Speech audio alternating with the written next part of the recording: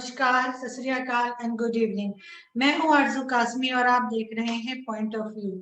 आज जी जो मेहमान हमारे साथ होंगे उनका नाम है लेफ्टिनेंट जनरल अमजद शेख साहब, जो कि एक डिफेंस एनालिस्ट हैं। आप उनको अक्सर डिफरेंट न्यूज चैनल्स के ऊपर देखते ही रहते हैं, किसी तारुफ के मोहताज नहीं है। ना सिर्फ ये कि पाकिस्तान में बल्कि इंडिया में भी जनरल साहब के जो है शोज वो काफी देखे जाते हैं। और भी रिसेंटली उन्होंने अपना एक यूट्यूब चैनल भी जो है लॉन्च किया है और उसके ऊपर भी जो लोग चाहे वो उनकी बातें सुन सकते हैं और समझ सकते हैं कि वो क्या कह रहे हैं।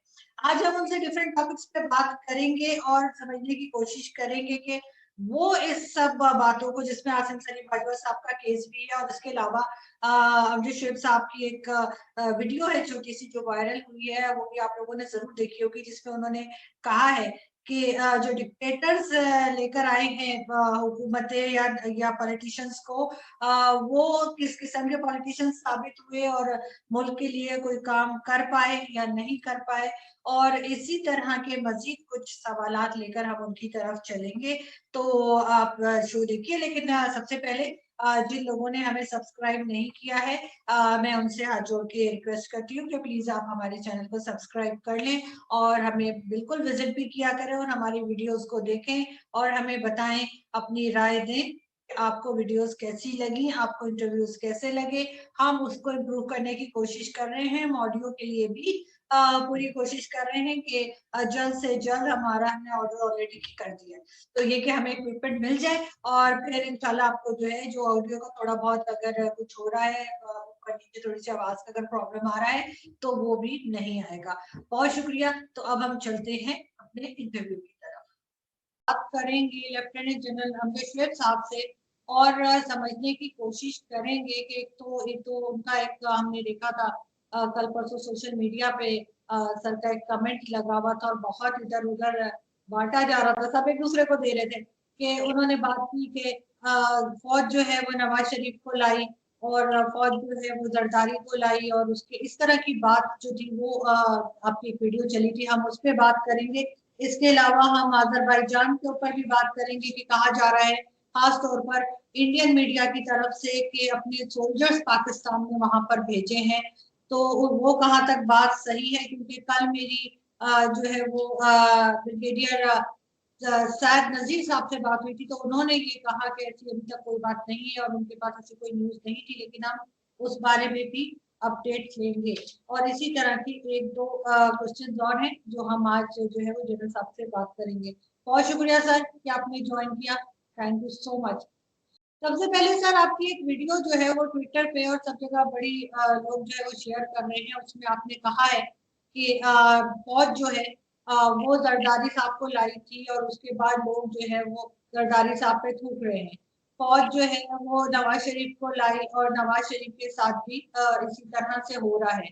और इस बात का सर आपका था कि फौज ही इन हुक्मरानों को लाती है और अभी क्या इमरान खान साहब को भी फौज ही लाई है और बाद में आपको लगता है कि अवाम जो है वो इमरान खान साहब पे भी इसी तरह थूक रही होगी, क्योंकि डिलीवर तो वो भी कुछ नहीं कर पाए।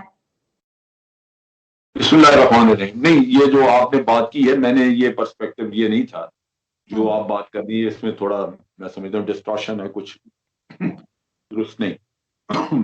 आप मेरी वो वीडियो फिर सुन लीजिए। लेकिन मैंने जो बात की है वो ये है, मैंने फौज की बात नहीं की, मैंने बात की है डिक्टेटर्स की। ठीक। मैंने ये कहा कि डिक्टेटर एक आता है और डिक्टेटर हुकूमत में आता इसीलिए है कि अदलिया उसके साथ होती है। अगर वो पूरी क्लिप आप सुने, यहां पे तो उन्होंने मेरे ख्याल थोड़ी सी चलाई। मैं ये कहता हूं कि कोई भी डिक्टेटर, उसको जब तक अदलिया लेजिटिमेसी नहीं देती वो हुकूमत नहीं कर सकता। सो पहले तो अदलिया की दुरुस्तगी चाहिए। दूसरा कि डिक्टेटर को भी एक पार्लियामेंट वगैरह बनानी होती है, तो सियासतदान ही है जो उनके साथ मिलते हैं। अगर सियासतदान ना मिले तो वो अपनी हुकूमत 6 महीने से ज्यादा ना चला सके। आखिर उसकी पार्लियामेंट भरी रहती है 8-9 साल, जो उसके साथ सियासतदान ही अंदर बैठे होते हैं ना। वो उसमें कभी नवाज शरीफ नहीं है, कभी कोई और नहीं है, लेकिन बाकी सारे ही अंदर होते हैं। फिर तीसरा जो पॉइंट है वो ये है कि अगर डिक्टेटर बुरे थे, आप कहते हैं नैब का कानून, वो जी डिक्टेटर का लाया हुआ कानून है, उसको खत्म कर दो। फिर कोई बात होती है जनाब के वो फला चीज ऐसे की, वो डिक्टेटर कर गया जी। भाई तो डिक्टेटर ही था जिसने भुट्टो पैदा किया। डिक्टेटर बुरा था, डिक्टेटर के सारे काम बुरे थे, तो भुट्टो, वो डिक्टेटर को मैं डिक्टेटर के खिलाफ हूं। मैं डिक्टेटर से नफरत करता हूं इसलिए कि वो बजाय हमें को अच्छा लीडर देने के एक एम्बिशियस और एक ऐसा लीडर दे गया जो अपने मफादात के रोशनी में काम करता था। अपने उसके मफादात ने उसको अंधा किया हुआ था, उसने कौम की परवाह नहीं की। उसने नारा मजदूर का लगाया, दिया क्या? उसने रोटी कपड़ा का नारा लगाया, क्या दिया? इसी तरह नवाज शरीफ था, जियाउल हक आया, उसने हमें क्या दिया? आप सारे उसके बाकी कामों को रोते हैं, मैं रोता हूं उसके इस काम पे भी कि उसने नवाज शरीफ हमें दे दिया। उसको तो चाहिए थे खुशामदी, उसको हर तरह के करप्ट लोग भी चाहिए थे ताकि वो उसकी बात सुने। बाज अमीर आदमी तो उसके पास न जाता। बाज अमीर आदमी को क्या जरूरत है कि वो जाके डिक्टेटर के साथ बैठे? तो जो बैठे हैं वो गुनाहगार हैं, तो जो पैदा किए उसने डिक्टेटर ने, वो कितने गुनाहगार हैं? तो नवाज शरीफ साहब जो हैं वो जो कुछ उस जमाने में काम कर रहे थे, वो उस वक्त भी खरीदो फरोख्त करते थे, छांगा मांगा आपको भी याद होगा, और अब भी खरीदो फरोख्त कर लेते हैं। फिर आ गया परवेज मुशर्रफ साहब का दौर। तो मोहतरमा हमें डेमोक्रेसी के लेक्चर देती नहीं, बड़ा कोई लेकिन एनआरओ कर लिया उससे। और अगर मुशर्रफ ये एनआरओ ना करता तो जरदारी साहब जैसा आदमी आपका सदर होता। तो डिक्टेटर ने, और उसने नैब भी बनाया, बड़ा ड्रैकोनियन उसका कानून था। उसने और भी बेशुमार बुरे काम किए, इसको मुल्क बदर किया अपने नवाज शरीफ साहब को। अब सारे ये काम उसने बुरे किए, लेकिन जरदारी अच्छा पैदा हो गया उसके हाथ से। ये कैसे हो गया? तो मेरा नुक्ता नजर ये है कि भाई डिक्टेटरों को कंडेम करो, डिक्टेटर आगे नहीं आने चाहिए, लेकिन डिक्टेटरों के लाए हुए लोगों को भी कंडेम करो, उनसे जान छुड़ाओ। मेरा सवाल कौम से ये है कि डिक्टेटर बड़े बुरे थे, उन्होंने बुरा काम किया, गंदे लीडर पैदा किए, लेकिन उन गंदे लीडरों को तो 30-35 साल से आप सीने से लगा के बैठे हुए। 30-35 साल से तो आप वोट देते हैं उनको, तो तवक्को करते हैं कि उनसे नताइज अच्छे निकलेंगे। कैसे निकलेंगे? सो मेरा शिकवा अपनी कौम से है कि भाई डिक्टेटर बुरे थे, मैं आपके साथ हूं इस बात पे। मैं कंडेम करता हूं हर डिक्टेटर को। मैं नहीं चाहता कि डिक्टेटरशिप आए, लेकिन मैं ये भी नहीं चाहता कि डिक्टेटरशिप नहीं आए तो जो हुकूमत आए वो उन्हीं डिक्टेटरों के पैदा करदा लोगों के हाथों में आ जाए। तो अवाम को ये समझना होगा, ये शऊर लेना होगा कि अगर इनमें से कोई डिक्टेटर को बुरा करे तो पहले इसका गिरबान पकड़ें, और अगर डिक्टेटर को बुरा कहते हैं तो फिर इसको भी बुरा कहें और इसको निकालें, चतरौल करें कि निकलो भाई, तुम उसी की पैदावार हो। और बिल्कुल ठीक है, 10-10 साल गोद में बैठे रहते हैं, फिर अचानक जमहूरियत के चैंपियन बन जाते हैं। तो मैं इस तनाव को सामने लाना चाह रहा हूं। लेकिन सर आपको क्या लगता है कि क्यों ये डिक्टेटरशिप पाकिस्तान में इतनी ज्यादा है? हम कहीं और नहीं देखते, लेकिन पाकिस्तान ने 30 साल इसी में गुजारे। देखिए आरजू, इसमें भी खराबी आपकी, मेरी और हमारे मीडिया की बहुत बड़ी खराबी है। आपने देखा कि जब भी कोई डिक्टेटर आया, मैं मैट्रिक का स्टूडेंट था जब अयूब खान आया, मैंने देखा लाहौर की सड़कों पे लोगों को खुशियां मनाते हुए। अब हमारा आपका फर्ज ये है, अगर कौम को हम दुरुस्त रास्ते पे लाना चाहते हैं, तो वो चीज तजिया उसका करें कि वो क्या हालात थे जिसकी वजह से डिक्टेटर के आने पे आवाम ने खुशियां मनाई, ताकि उन काले करतूतों का जायजा लिया जा सके जो उस वक्त के सियासतदान कर रहे थे। अगर सियासतदान की इस्लाह हो जाए कि वो ये काम ना करे इस तरह का, तो डिक्टेटर को सवारी पैदा नहीं होता कि कुछ चांस मिले आने का। हम रोना रोते हैं पागलों की तरह कि जी डिक्टेटर क्यों आते हैं। भाई डिक्टेटर आते हैं, आएंगे, आप अपने काम तो देखें ना कि आप क्या कर रहे थे। अब नवाज शरीफ का देख लें, साहब जब हुकूमत चला रहे थे, ये दूसरा दौर, पहले तो उनके पहले दौर का देख लीजिए जो मुशर्रफ ने जब निकाला, उससे पहले नवाज शरीफ साहब बेनजीर की हुकूमत को निकालने में हर साजिश में शरीक थे, हर साजिश में शरीक थे। इसमें मुख्तलिफ जर्नलिस्ट में उनकी वीडियोज भी मौजूद है। अहमद मीर की वीडियो है जो कहता है वो, जिसमें कि बेनजीर की हुकूमत खत्म करने से 1 महीने पहले उन्होंने हमें बुला के कहा कि मेरी हुकूमत आ रही है। कहते हम बड़े हैरान हुए कि इनको कैसे पता है, लेकिन वो साजिश चल रही थी। तो आज नवाज शरीफ अगर आके कहे कि जनाब किसी को हुकूमत नहीं करने दी गई, सबको इसी तरह चलता किया, इसकी बात सुननी चाहिए। क्यों नहीं वहां पकड़ते गिरबान कि भाई तू खुद साजिशी है, तुमने साजिश की सारी। तो पहले तो ये है कि 90 की दिहाई में हर तरह की साजिश में नवाज शरीफ साहब शरीक। जो नवाज शरीफ की गवर्नमेंट जब हटाई जाती थी, पीपल्स पार्टी मुकम्मल तौर पे उस साजिश में शरीक होती थी। तो दोनों टोले साजिशी थे। फिर जब नवाज शरीफ की हुकूमत दूसरी दफा निकाली गई, मुशर्रफ ने जब निकाला, तो उस वक्त उसकी पीपल्स पार्टी ने साजिश नहीं की थी। इन्होंने जस्टिस कयूम के जरिए मोहतरमा बेनजीर भुट्टो को मुल्क से भगा दिया हुआ था, उसको सजा सुना दी हुई थी। ये भी करतूत इनका सामने है कि शहबाज शरीफ की कॉल है, टेलीफोन पे बता रहा है जस्टिस कयूम को कि उनको सजा दो। तो साजिश तो थी, लेकिन बहरहाल ये खुद हुकूमत में बैठ गए। सो इन्होंने आते ही पहले सदर मुमलिकत की छुट्टी कराई। एक केस इनका था, इन्होंने किसी को खड़े खड़े जेल में बंद करा दिया, वहां पे बादशाहों की तरह फैसलाबाद में। उसका सज्जाद अली शाह ने वो मोटो ले लिया। सज्जाद अली शाह के जाके तो सुप्रीम कोर्ट पे हमला कर दिया। अब आज आप इनके किसी लीडर को सुन लें कि जी हम क्या चाहते हैं, हम चाहते हैं आइन की सुप्रीमेसी। और खुदा के बंदो, ये आइन की सुप्रीमेसी है जो तुम जाके सुप्रीम कोर्ट पे हमले करते रहे। पहले जब तक अपने करतूतों का कोई हिसाब नहीं लेगा, वो अगर मुझे आके कहे कि डिक्टेटर है तो मैं नहीं बात मानने को तैयार। अब इसके बाद इन्होंने फिर पैसे बांटे, रफीक तारड़ को दिया माल, वो जाके तो बांटता रहा कोयटा में। कोयटा बेंच सुप्रीम कोर्ट का जो था उसको, और सुप्रीम कोर्ट के अंदर बगावत करा दी सज्जाद अली शाह के खिलाफ। फिर उसके बाद चीफ ऑफ आर्मी स्टाफ की छुट्टी करा दी इन्होंने।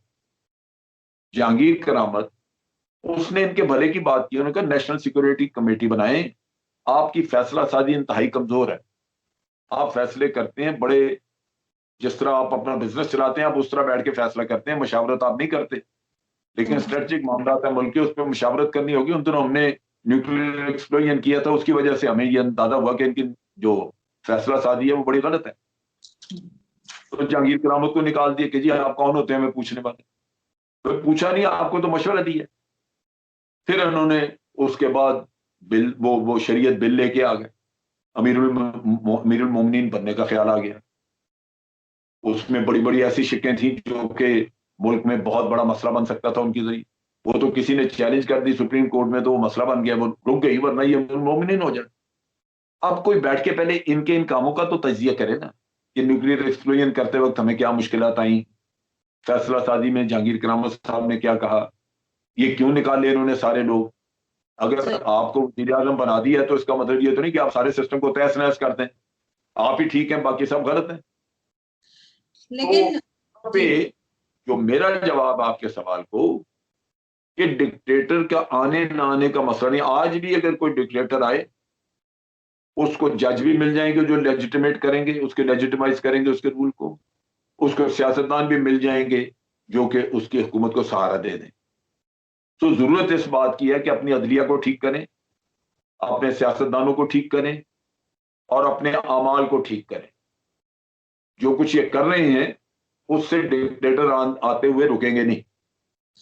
सर बिल्कुल आपकी बात ठीक है, लेकिन एक चीज यहाँ पे बहुत से लोग ये भी कहते हैं कि हमें एक नहीं दो पाकिस्तान देखने को मिलते हैं, कि दो तरह के लॉ है या दो तरह का कानून है, कि अगर कोई पॉलिटिशियन करप्शन करता है तो उसको चाहे वो प्राइम मिनिस्टर ही हो, उसको हटा दिया जाता है, उसको सजा भी होती है, नैब भी उससे पूछती है, अदालत भी उससे पूछती है, लोग भी उससे पूछते हैं। लेकिन अगर यही काम कोई रिटायर्ड जनरल करे, जैसे आसिम सलीम बाजवा साहब का केस आया, तो ना नैब ने कुछ कहा, ना उनको सी पैक से हटाया गया, ना उनसे ये कहा गया कि जब तक आप सारे अपने क्लियर नहीं कर देते अपनी बातें, अपने जो एलिगेशन हैं, तब तक के लिए आप हट जाए इस प्रोजेक्ट से, वो भी नहीं कहा गया। और इसी तरह से जब कोई बहुत से हमारे ऐसे हैं जो रिटायर हुए हैं जनरल और आर्मी चीफ, जो बाहर आइलैंड तक खरीद रहे हैं, जैसा इशफाक परवेज कियानी साहब का नाम आया बहुत बार, उनके ऊपर हम कोई बात करने के लिए अगर खड़ा हो तो कहते हैं कि जी केस बना देंगे, मीडिया को रोक दिया जाता है, जर्नलिस्ट को रोक दिया जाता है, किसी को इजाजत नहीं है बात करने की। तो ये मतलब ये चीज क्यों, ये फर्क क्यों है हमारे यहाँ? फर्क नहीं, इन लोगों को डूब के मर जाना चाहिए।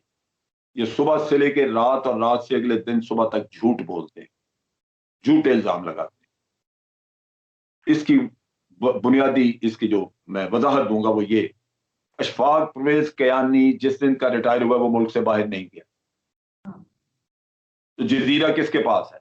आपने देखा जाके जजीरा? सही। उसने कब्र बनाने के लिए लिया जजीरा, जब गया ही नहीं कभी। तो अगर आप ये कह दें, मेरे ऊपर इल्जाम लगा दें कि मैंने सुबह पंजाब का फलां शहर जो है उस पर कब्जा कर लिया है, तो आप यकीन कर लेंगी?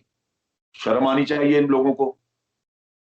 इनको तो जेलों में होना चाहिए जब झूठे इल्जाम लगाते हैं। मैं और आपको मिसालें दे। एक इन्होंने इल्जाम लगाया और जीएचक्यू का फैब्रिकेटेड बिल्कुल जाली खत बना के, ऐसा जबरदस्त कि असली लगता, जीएचक्यू का सिंबल लगा हुआ उस पर सर, उस पर लिखा जी कि इमरान खान तो गाड़ियां बेच रही है। 1.5 साल पहले की बात है। इमरान खान तो प्राइम मिनिस्टर हाउस की गाड़ियां बेच बेच के पैसे जमा कर रहा है और फौज को देखें कि 2,500 गाड़ियां खरीद रही है ये। उस पर लिखा हुआ था Indus motor please provide 2,500 Toyota GL फलाना शलाना ये वो।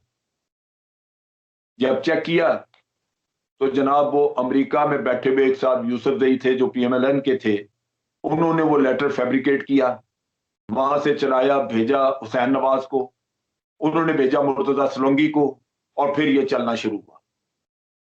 फिर मेरे ऊपर इल्जाम देखें, मुझे मेरे ऊपर चला दिया। ये पुरानी बात नहीं है कि मैंने 15,000 एकड़ जमीन ली है 264 रुपए एकड़ के हिसाब से। मेरा दूर दूर का वास्ता नहीं, रिटायरमेंट का मेरा 21वां साल है। इस बुढ़ापे में मैंने 15,000 एकड़ जमीन लेनी थी, मैंने 1 एकड़ नहीं ली कभी। मैंने एफआईए को रिपोर्ट की, उन्होंने जब बंदा पकड़ा तो उन्होंने माफी मांगनी शुरू कर दी। इसी तरह नस्ट का डायरेक्टर है नवीद जमान, लेफ्टिनेंट जनरल नवीद जमान, उस पे इल्जाम लगाते रहे, बड़ा अरसा चलता रहा। वो बेचारा पीटा करता था कि मुझे ऐसे ही इन्होंने घसीटा हुआ है। बिल आखिर में आके इन्होंने कहा कि जी उसने 2.8 अरब रुपया जो है वो नैब को दिया है, प्ली बार्गेन हो गई और अब मामला खत्म होगा। लेकिन इससे पूछा जाए कि इसके 8 अरब रुपया आया कहां से?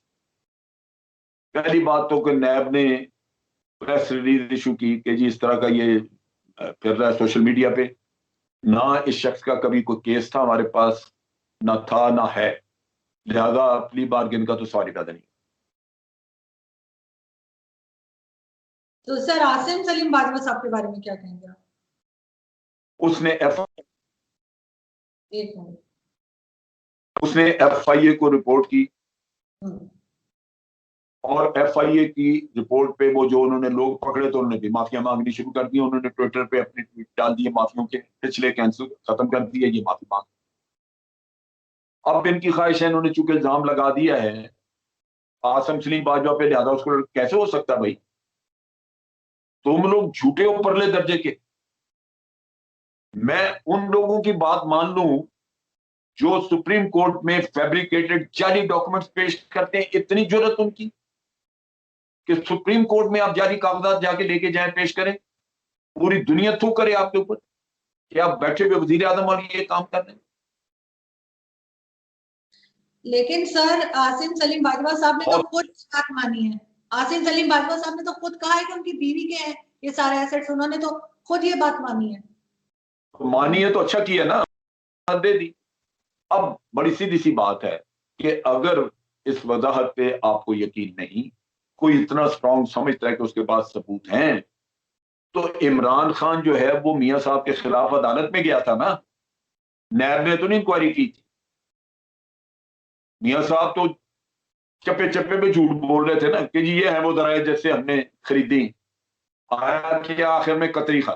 तो ठीक है कि भाई आपने ये जरायतें खरीदी तो फिर आपको खड़ा किया ना कटहरे में इमरान खान ने, तो आप ये आसम बाजवा को कटहरे में खड़ा कर लें क्योंकि सबूत है ना। आप इतनी मजबूती से इतने अगर अगर इतने यकीन के साथ कह रहे हैं कि उसको जेल में होना चाहिए, तो फिर आप आए ना, आके मुकदमा करते हैं अदालत में।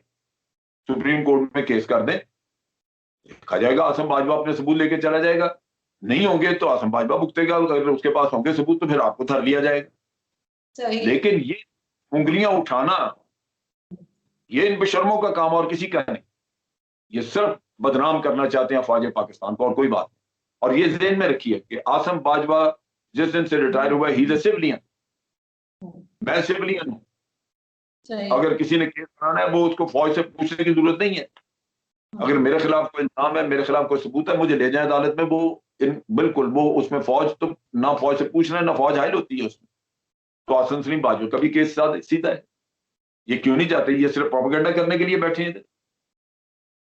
लेकिन सर रिटायरमेंट के बाद जो है वो 90% जो बड़ी सीट्स पे होते हैं, जैसे जनरल्स वगैरह, जो बड़े बड़े फौजी हमारे जो रिटायर होते हैं, वो ज्यादातर किसी न किसी इदारे के हेड लग जाते हैं। इसकी क्या वजह है? क्या पूरी दुनिया में इसी तरह होता है?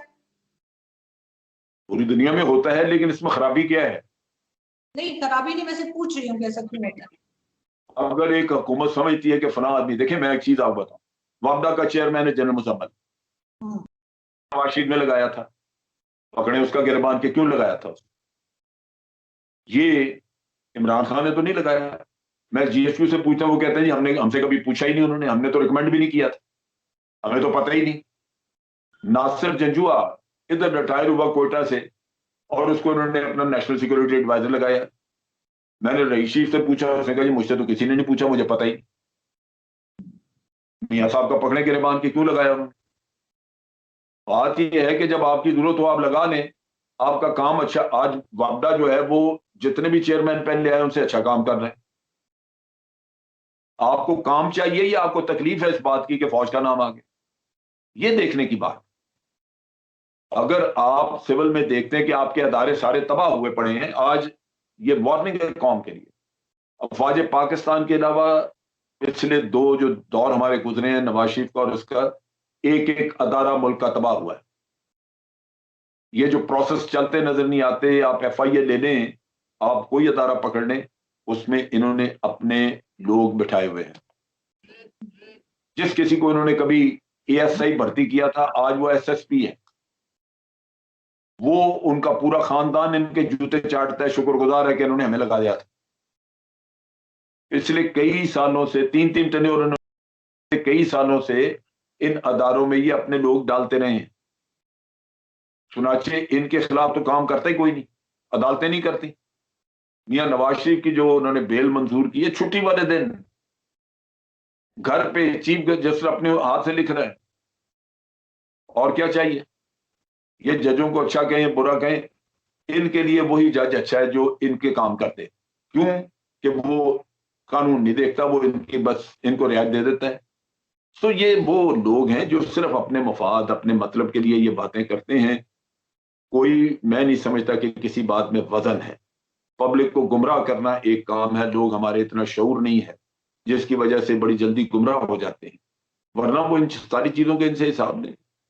और फिर सियासतदान है जो उनका दिफा करने के लिए आ जाते हैं। आप आज बुला लें पीपल्स पार्टी के किसी को, वो कहेगा जी आप कहते हैं रजारी साहब जो है वो उन्होंने करप्शन की, उन पे तो आज दिन तक कोई केस ही साबित नहीं हुआ, वो तो 10 साल आपने जेल में रखे। तो जेल में कहाँ रखे भाई? वो भी अय्याशी करते रहे उसमें, कभी किसी जगह पे, कभी किसी कोठी में। जो असल चीज थी वो ये थी कि 2 मुकदमे थे उनके। एक रेफरेंस नैब ने दिया, और ये वो थे जो $60 मिलियन बाहर था पड़ा हुआ स्विट्जरलैंड के बैंकों में, जो जरदारी साहब निकाल के ले गए।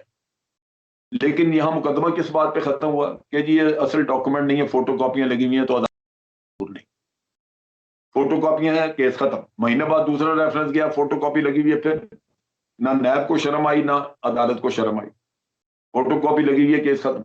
दोनों $60 मिलियन वाले केसेस जो हैं वो फोटो कॉपियों की वजह से खत्म हुए। क्या पीपल्स पार्टी के लोगों को नजर नहीं आता? क्यों दिफा करते हैं आके? है ईमान उनके पास? अगर ईमान हो, सीने में दिल और अल्लाह याद हो, तो आप कभी दिफा ना करें। आप कहेंगे कि जी मुझे पता है ये केस जिस तरह भरी हुआ है, मुझे पता है, मैं नहीं दिफा कर सकता। लेकिन सर जैसे कि इमरान खान साहब पहले कहते थे कि अगर यूरोप की बहुत मिसालें दिया करते थे कि अगर यूरोप में किसी के ऊपर मतलब झूठा इल्जाम भी लग जाए तो वो उस वक्त रिजाइन कर देता है, और जब तक वो क्लियर होके ना निकल आए वो दोबारा ज्वाइन नहीं करता। तो आप भी फौज में रहे हैं, आपको लगता है कि फौज की सैलरी इतनी होती है कि जिस तरह की बात की गई है आसिम सलीम बाजवा साहब के लिए, और उसको उन्होंने किसी हद तक एक्सेप्ट भी किया है कि उनकी इतनी फ्रेंचाइज है ये पापा जॉन्स पिज्जा की, तो आपको लगता है कि उस सैलरी में ये कुछ बन सकता है? नहीं, उस सैलरी से जोड़ना ही मैं समझता हूँ एक बड़ा ये एक साजिशी नैरेटिव है, क्योंकि असल चीज उसने जो उन्होंने कही है, उन्होंने ये कहा कि मेरी बीवी के शेयर के अलावा और नहीं शेयर है मेरा कोई। और बीवी का शेयर उन्होंने इनिशियली भी दिखाया हुआ था, जो पहला उन्होंने डेक्लेरेशन दिया उसमें उन्होंने अपने 30 या 33 लाख रुपए का शेयर दिखाया हुआ बीवी का।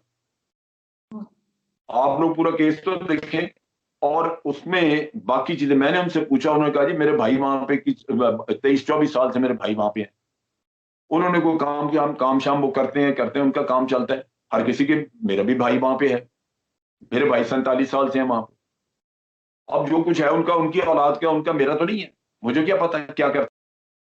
और अगर को उन्होंने नाजायज किया तो पकड़े वहां पे, उनके अमरीकी हुकूमत पकड़े। लेकिन ये कि उसको यूं जोड़ देना इसलिए कि वो हुकूमत मुखालिफ वहां, वो शैतान का बच्चा बैठा हुआ है उसने बाहर से भेज दिया, ये गलत है। बाजवा साहब अपना दिफा करेंगे, मैं उसका दिफा नहीं कर रहा, लेकिन मैं बड़ी वाज़ेह चीज कह रहा हूं कि अगर किसी के पास ऐसा सबूत है तो पानामा केस में सजा हुई मियां साहब को इमरान खान की कोई नैब ने या किसी और ने नहीं सुनी थी, वो सुप्रीम कोर्ट में गया। ये भी जाए, रोकती क्या चीज है? मैं नहीं है, मैं बड़ा हैरान हूं कि ये चर्चा करना, इस पे कहानियां, इस पे इतने टॉक शो। वही आसान तरीन रास्ता है, पैसे आपके पास करप्शन के बेताशाएं, जाए जाके अदालत में केस करें। मियां लेकिन साहब को मियां साहब को डेली मेल ने, जो इंग्लैंड का अखबार है और मियां साहब इंग्लैंड में बैठे हुए हैं, डेली मेल ने इनके ऊपर छापा एक पूरे सफे का एक आर्टिकल, और उसका हेडिंग था पेंट हाउस पायरेट्स। ये खिताब था हमारे वजीर आजम साहब का। अब पेंट हाउस पायरेट्स का मतलब है कि सारी उसमें जायदादें भी उन्होंने तस्वीर में दी हुई कि जनाब ये इन्होंने माल बनाया हुआ यहाँ। तो मियां साहब क्यों नहीं अदालत में गए वहां उसके खिलाफ? वहां पता है कि ये नैरेटिव नहीं चलना था कि जनाब यहाँ पे हमारी पॉलिटिकल विक्टिमाइजेशन है। ये ड्रामा यहाँ पाकिस्तान में ही चलता है। वहां करते उन पे केस तो मियां साहब के सारे मामला खुल जाते। यहाँ इनको जज मिल जाता है, जो इनकी हुदैबिया पेपर मिल का केस, जो सारे इनकी करप्शन की अम्मा है, वो केस बंद हो गया। और जज साहब इतने मेहरबान थे इन पे कि उन्होंने 7 ऑर्डर्स में लिखा कि आप इस केस को बाहर मीडिया में डिस्कस नहीं कर सकते, ये पाबंदी लगा दी। ये वो जज साहब हैं जिन्होंने फौज से ये पूछा कि आपने छावनी में डॉन अखबार क्यों बंद किया हो, मीडिया की आजादी और वॉइस को आपने रोक लिया, ये तुम बर्दाश्त नहीं कर सकते। और इधर उन्होंने अपने केस के बारे में ये कहा कि अब ये मीडिया में डिस्कस नहीं हो सकता। इससे ज्यादा मेहरबान और कौन हो सकता है उनके साथ? तो सर ये केसेस हो तो सकता है लंदन में जाके केस करें, पकड़े जाएंगे फौरन। सर केसेस तो पाकिस्तान और भारत जैसी जगहों पे सालों चलते हैं। इमरान खान साहब के खिलाफ भी फॉरेन फंडिंग केस है जिसका कोई रिजल्ट ही नहीं आ रहा। और सबसे बड़ी बात ये कि चले मान भी लिया जाए अगर कि आसिम सलीम बाजवा साहब जो कह रहे हैं वो ठीक है, तो फिर वो शाहजेब खानजादा के शो में से उनको फोन रख के नहीं जाना चाहिए था, वो और ज्यादा उनका केस खराब हो गया उससे। लेकिन तो सर साथ ही ये भी कहा मैं जा रहा है सर, लेकिन मैं साथ ही ये भी कहा जा रहा है कि हमारे सोल्जर्स जो हैं वो अजरबैजान भेजे गए हैं, क्या ये बात सही है? उस पर भी आप बात करिए। देखिए, जहां तक कासिम सलीम बाजवा का ताल्लुक है, मैं तो जो देखा मैंने, मैं उसकी बुनियाद पे बात कर रहा हूँ। मुझे ना मेरे पास उनके कागजात हैं, ना मैं उनका वकील हूं, ना मैं दफा करता हूं। मैंने तो सिर्फ ये असूली बात की कि अगर वो शाहजेब खानजादा के प्रोग्राम में उन्होंने ये किया, फलां में ये किया, वो किया, भाई एक खुला किस्सा है, आप जाएं जाके अदालत में केस कर दें। मैं तो ये कह रहा हूं, मियां नवाज शरीफ जिस चीज की वजह से ख्वार हो रहा है वो यही था, इमरान खान ने अदालत में केस किया उसने। नैब आया था आगे, नैब ने तो किया ही कुछ नहीं, नैब ने तो नहीं केस चलाया। तो ये बात खत्म कि इस पे बड़ा असूली एक रास्ता मौजूद है जो इमरान खान ने अडॉप्ट किया, आप भी करें। नहीं करेंगे, मैं समझूंगा आप झूठ बोल रहे हैं। दूसरी बात आपने कहा कि अफवाज जो वहां पे आप जिक्र करते हैं, ये भारत का प्रोपेगेंडा पूरी दुनिया में और किसी ने नहीं कहा। भारत भी इसी तरह का, पीएमएलएन की तरह का एक झूठा मुल्क है।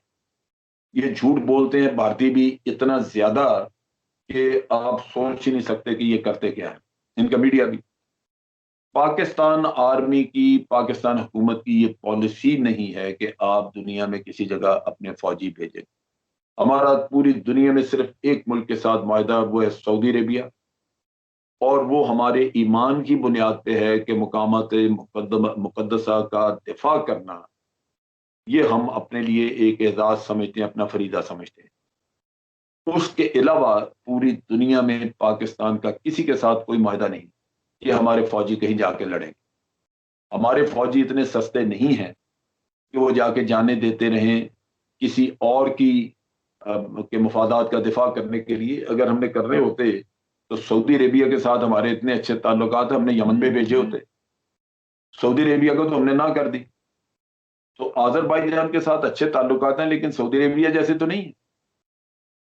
तो नेचुरली ये सोचना है कि वहां पे ये हमारे लोगों को खुद इस पे, मैं समझता हूं कि अपने जहन में इसको आर्गू करना चाहिए और रियलाइज करना चाहिए कि ये एक झूठा प्रोपेगेंडा है बाहर से।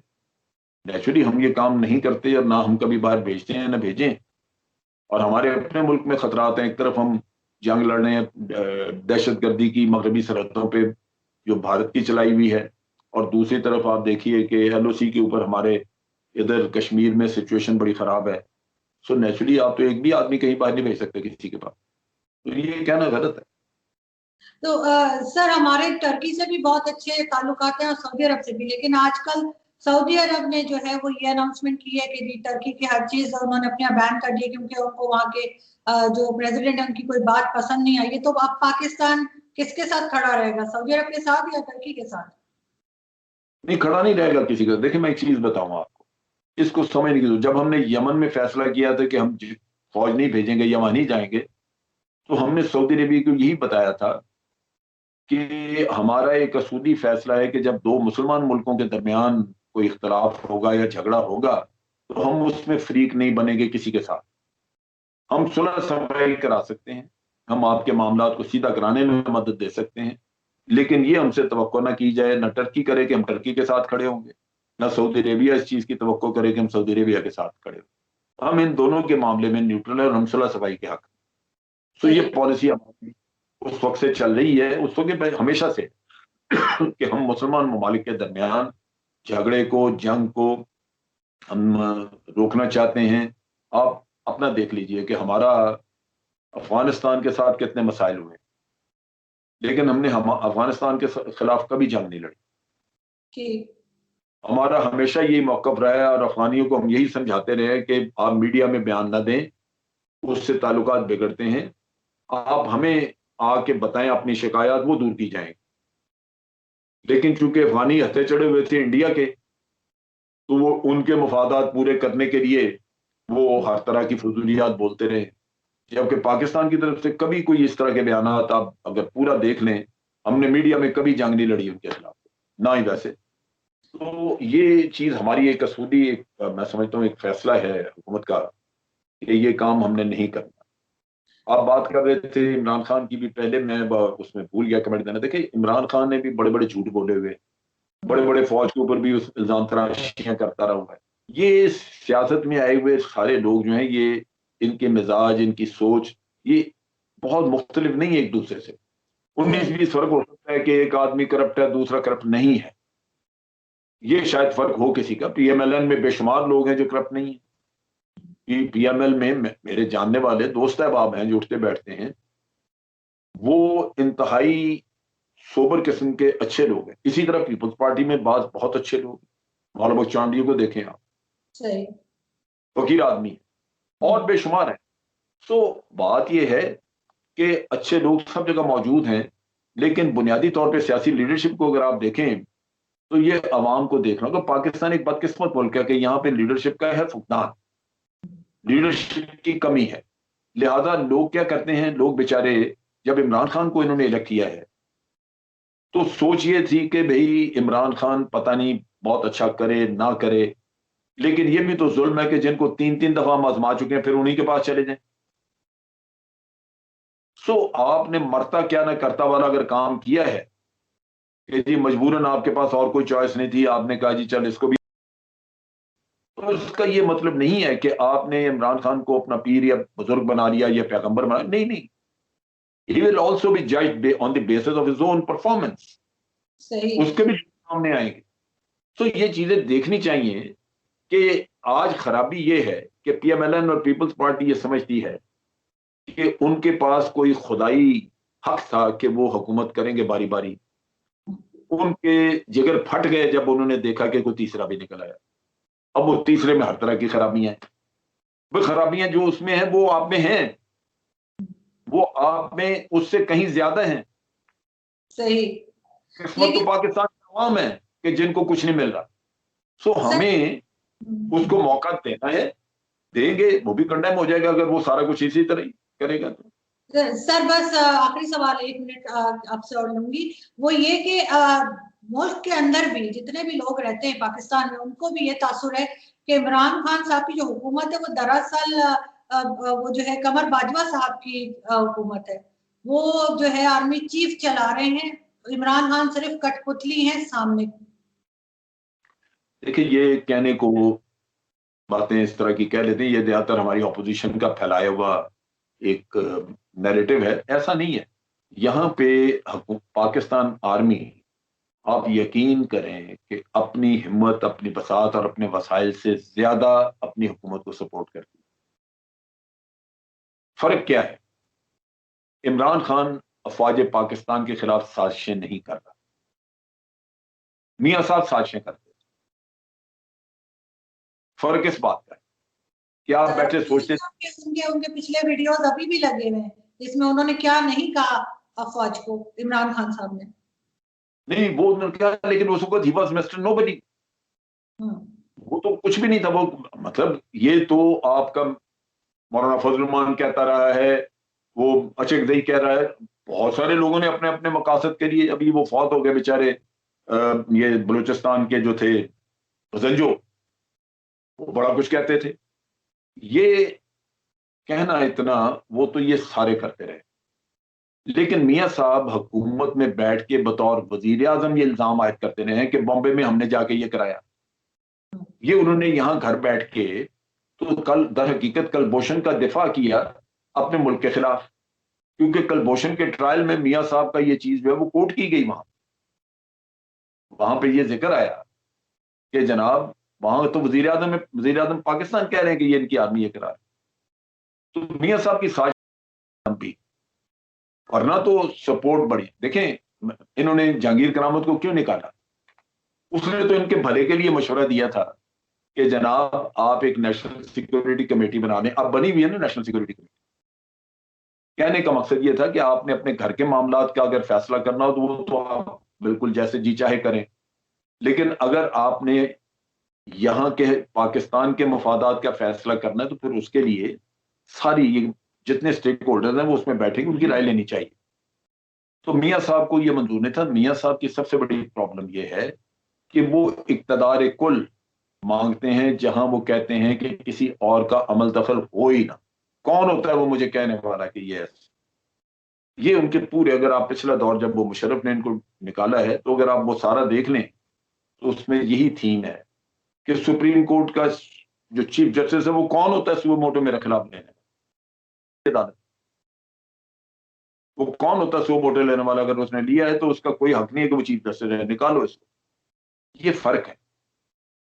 ये चीजें आप अगर आज इमरान खान के देखते हो तो बिल्कुल मैं कहूंगा कि इसमें और उसमें कोई फर्क नहीं है, लेकिन बहुत सारी चीजों में फर्क नहीं है। अब फौज के खिलाफ बड़ी हरदसराई करते रहे, गो कि ये उस वक्त इनकी हैसियत कुछ नहीं थी, लेकिन और वजीर आजम बनने के बाद भी बाद इन्होंने बड़ी कंट्रोवर्शियल चीजें कही हैं। जैसे इन्होंने बात है कि 40,000 टेररिस्ट हमारे यहाँ बैठे हुए हैं, ये बात भी इमरान खान साहब ही कहकर रहे हैं। और जो मैं वो कह रहा हूं कि इन्होंने कई वजीर आजम बनने के बाद भी कई बातें गलत की हैं, लेकिन वो मैं उसको यही समझूंगा कि ये लाइल्मी की बुनियाद पे, कम इल्मी, बहुत ज्यादा अंदाजा नहीं, पता नहीं। अगर अगर उसको मैं मियां साहब की साजिशों के साथ कंपेयर करूं तो ये साजिशें नहीं।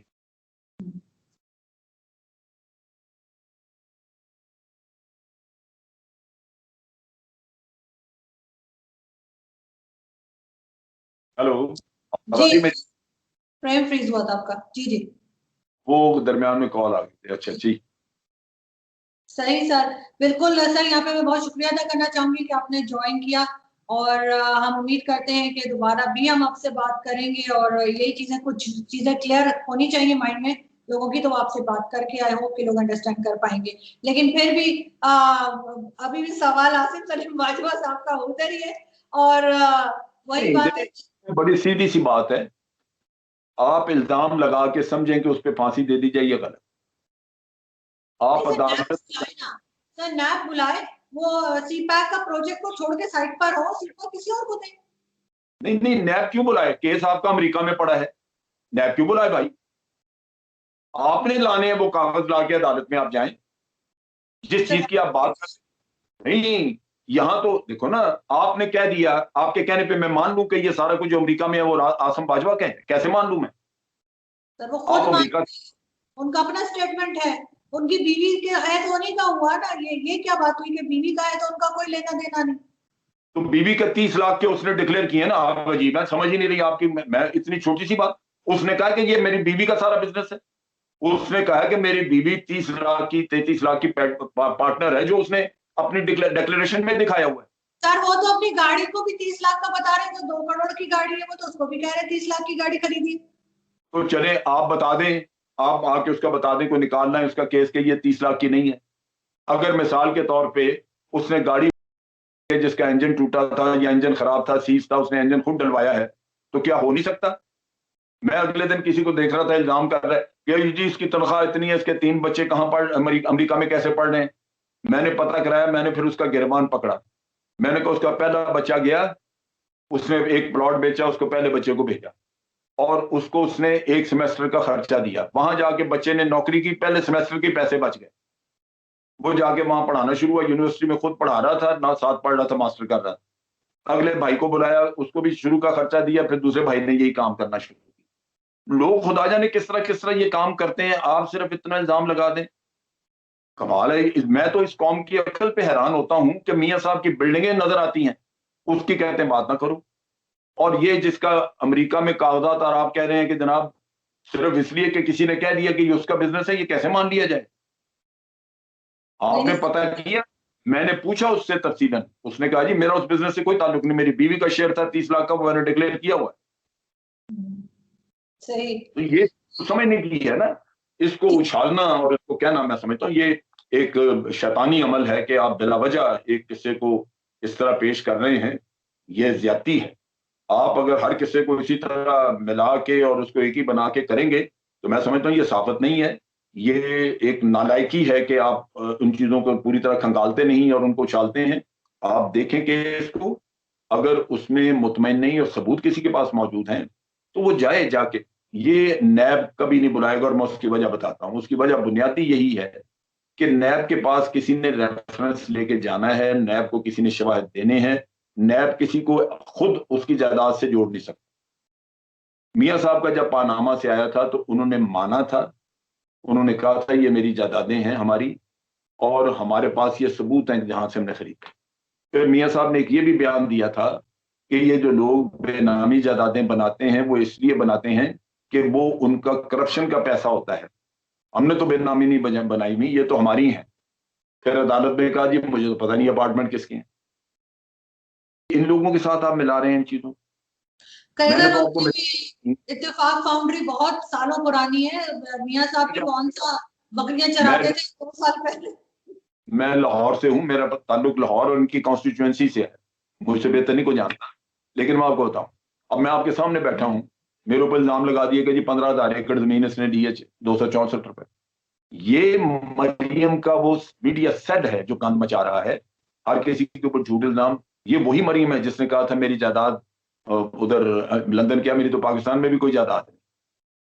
ये झूठ आप नहीं पकड़ते, उससे पूछे तो सही कभी सामने बिठा के। मैं तो कहती हूँ सबको पकड़ना चाहिए। और वो जो इमरान खान साहब की बहन ने कहा था कि उस लाइव मशीन से उन्होंने इतने अरबों बनाए, तो वो तो हर किसी को पूछना चाहिए जो भी इस पोजीशन पर है और मिसयूज कर रहा है अपनी पावर का, बिल्कुल उससे ये चाहिए, नैब को भी और हुकूमत को भी और अदालतों को भी। बहुत शुक्रिया सर कि आपने ज्वाइन किया, थैंक यू सो मच।